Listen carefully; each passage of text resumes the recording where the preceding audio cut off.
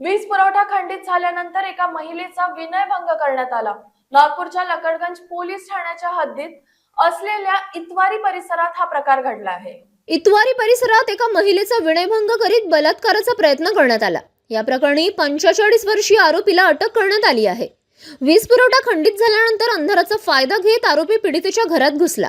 त्यानंतर त्याने तिच्याशी बळजबरी करण्याचा प्रयत्न केला। पीडित 38 वर्षीय महिलेने तक्रार दाखल केल्यानंतर पोलिसांनी किसान उर्फ बंधू मोहनलाल शर्मा यांच्या विरोधात गुन्हा दाखल केला। आरोपीने महिलेच्या मोबाईलवर अश्लील संदेश देखील पाठवले होते। किसान शर्माच्या नावाने यापूर्वीही काही गुन्हे दाखल आहेत।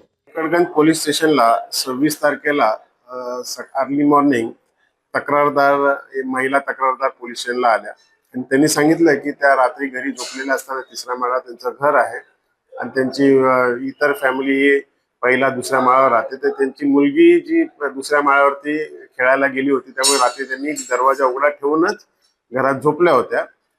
त्यावेळेला अचानक रात्री 2च्या सुमारास 2च्या नंतर एक पुरुष त्यांच्या घरामध्ये शिरला। ज्यावेळेला लाईट गेलेली होती, त्यांनी लाईट गेल्यामुळे त्यांना लक्षात आलं, ते उठल्या आणि उठल्यानंतर त्यांच्या लक्षात आलं की घरामध्ये कोणतरी पुरुष आहे। त्यांनी ते लायटरने बघितल्यानंतर त्यांना चेहरा दिसल्यानंतर त्या पुरुषाने त्यांचा गळा तोंड दाबलं आणि तिच्याशी किसिंग वगैरे करू लागला, अंगाशी चाळे करू लागला, तिचे कपडे काढले। त्याच्यानंतर त्याने चाकूचा दाग दाखवून तिला धमकावलं आणि धमकावून तिचा मोबाईल नंबर देखील त्याने घेतला। त्या मोबाईल नंबरवर त्यांनी कॉल केले आणि व्हॉट्सअपवर देखील मेसेज टाकला होता। अशा प्रकारची तक्रार प्राप्त झाल्यानंतर त्याप्रमाणे आपण तिचा गुन्हा दाखल करण्यात आला।